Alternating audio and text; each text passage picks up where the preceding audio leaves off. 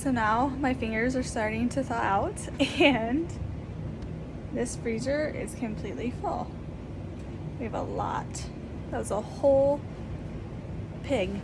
It was a small hog. I think the hanging weight was around 180 pounds. Lots of times you get a bigger one than that, but we are super thankful. We trade with our neighbors. He bales our acre and then sells the bales, and in exchange we get a whole hog every year. So it works out great for us. We get to fill our freezer and we eat a lot. So upstairs, I'll show you that in our garage, some things we put up there. But I had to maneuver some things around here, so we always want the old in the front, or so I can see it, right? Nothing gets too old in our house. But so up here I still have some applesauce, a few things there. These are brat burgers, which the brats were kind of dry. We didn't like the brats, so we did brat burgers one time and they were delicious. And so I think we got 40 pounds of brat burgers from this one. We are trying, there's a glare up there, maple sausage patties. So I ended up just getting 2 packages of these because it was smaller, but I think that was about 20 pounds. And then I ended up splitting those. So it comes with 2 of these in a box. Here, I'll show you a little bit closer. So I think there's either 10 or 12 in here, patties. And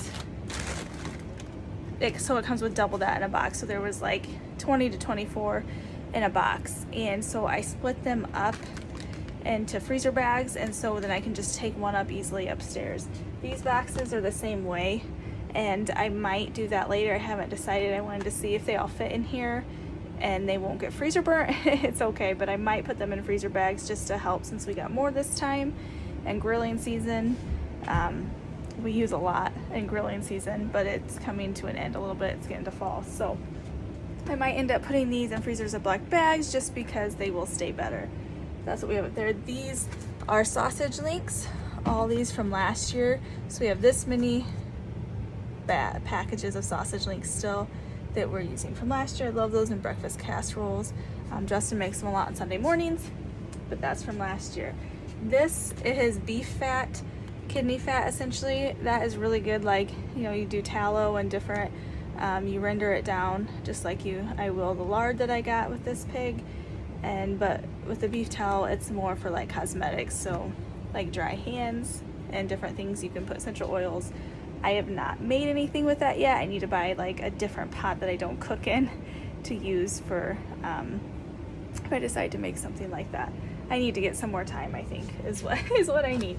So back here we have some fish we trade. There's a lady whose dad lives in Florida, and he brings her fresh caught fish up, and they can't eat it fast enough, and they have a small freezer, so lots of times she'll give some to me, and I'll give her some sausage or eggs, fresh eggs in exchange, depending. But she doesn't want a lot because I don't have freezer space, so I feel like I get the way better end. But Justin fries that up, and we make fish tacos sometimes. It's so good. I mean, fresh fish is far different than getting it from the store. I have a few beef things in there, not very many, like a couple chuck roasts that need to be eaten. They're older, I think, from my parents anyways. And then the brat patties here.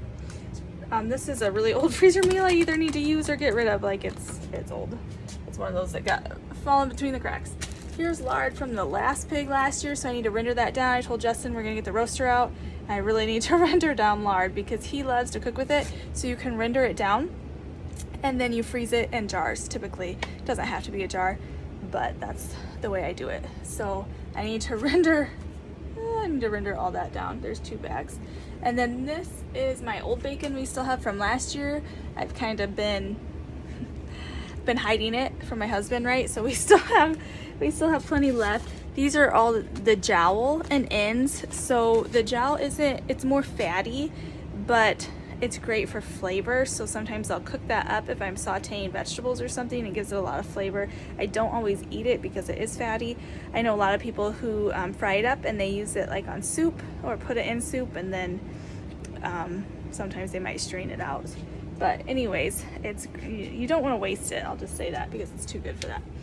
Down here, last year we got a ton of ground sausage, like I don't know how many pounds we ended up getting ground sausage. So since we know we're getting a hog every year, we kind of rotate on what we order.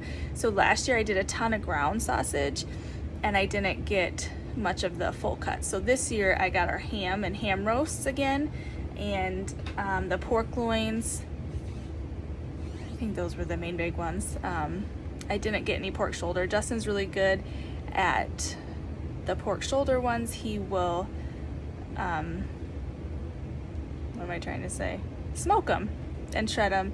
It's really good. So we just got 3 out. He's gonna do since Labor Day weekend. He's gonna smoke 3 of our old ones from 2 years ago actually that need to be used, and so then next year we'll probably get pork shoulder roasts again. And since those are bigger, you don't have as much ground meat. But last year we didn't get any of those cuts, so we had a ton of ground, so I knew I didn't need any ground sausage this year, but it's really good and we use it a lot.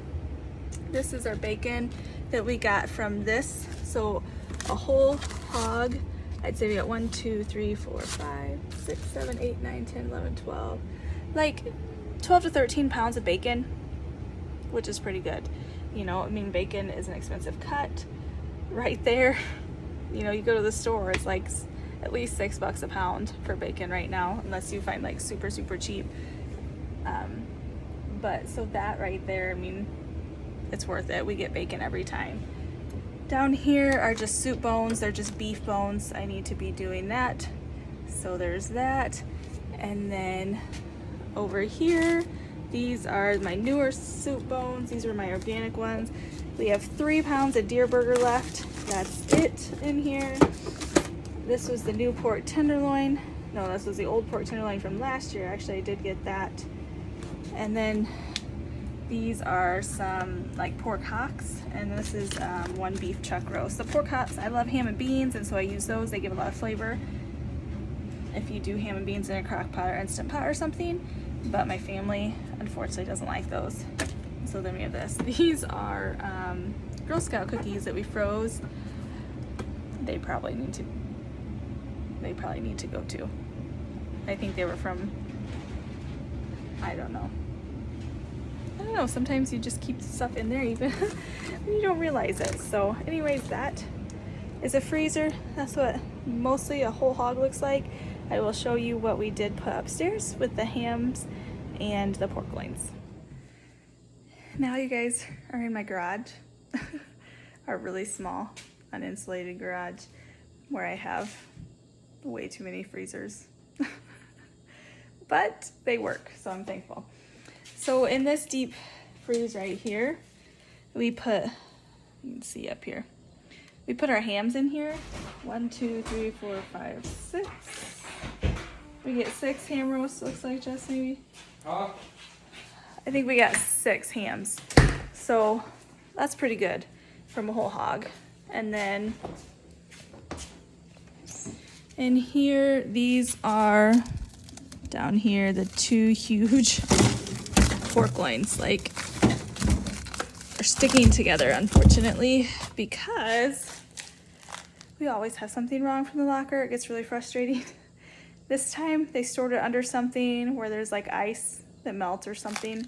So these were all super iced over and then we're kind of melting. So now they're sticking together. That's why those boxes were terrible. And I really think I am gonna put them in Ziploc bags, or I think my brat patties will get freezer burned. So that's a little frustrating, but I'm thankful. Not gonna complain, right? I guess. Anyways, these are huge. Like, it's in like a U shape, you know, horseshoe shape in there. The pork loins are large. And then we got 2 pork tenderloins that were really small. I probably stuffed those maybe with some cream cheese and peppers, or cream cheese and something, and wrap those with bacon, just like you do like a deer tenderloin. And that's really, really good. That's usually how we eat those.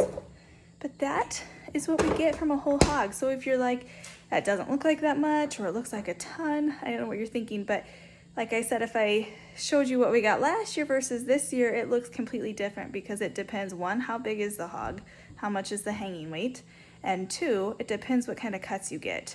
So it depends if you get a bunch of ground meat versus ham roasts. You know, the ground meat's gonna make it look like you got way more than just getting some big hams, right? But we are so thankful We eat it. We have a family of 6. My youngest is 3, so I have a 3-year-old, 5-year-old, 9.5-year-old, and an almost 12-year-old. And they eat a lot. But the younger 2 are pretty picky. And so sometimes they eat things, sometimes they don't. Excuse me. But I'm thankful. We eat a lot of it. Justin likes pork. Some people don't eat pork. I get it. But these are very local. They're down the street from us. They are outside. Like, they're not confined all day in a little bitty area. They get to walk around in a little pasture type place. And we trust the owners. So I always say buy local when you can. You know where it comes from. It's definitely better than buying it from the store. And we never know if there's going to be shortages again. Everywhere I go lately, I've been seeing signs about food shortages and staff shortages. I mean, we may not be able to just drive through much longer or trust the system because you just don't know what's going to happen. Unfortunately, I'm not like a doomsday person or a prepper by any means, but I think it's good for us to be a little bit prepared if we go to the grocery store and they don't have bread, right? That happened last year. We need to know how to make bread. Things like that, just to educate ourselves a little bit. So anyways, I hope you enjoyed this, and now you can understand when you buy food in bulk, what you get. And it's a lot cheaper most of the time. Again, for us, we are trading, so we actually technically get it free. It's not free, but he pays the processing and he gives us the hog. And then, like I said, he mows our acre, which we wouldn't, wow, my hair's struggling. He mows our acre and then he sells the hay bales. So it's a great trade-off for us because we wouldn't be using that acre. We just drive 4-wheelers and we would waste it. You know, we've thought about planting pumpkins or doing something like that in it, but our neighbor down the road already has a bunch of pumpkins and gourds that they sell. They have way more land than us, and my sister and brother-in-law grow and sell it, so it's kind of like there's no reason for us to do something like that, and we'd have to have some type of tractor or borrow one. So this works out great for us right now, and I encourage you, like, get to know some local farmers. If you can buy in bulk, it is more upfront cost, but it's way cheaper, and it's a great option. The flies are strong here, right? Anyways, yeah.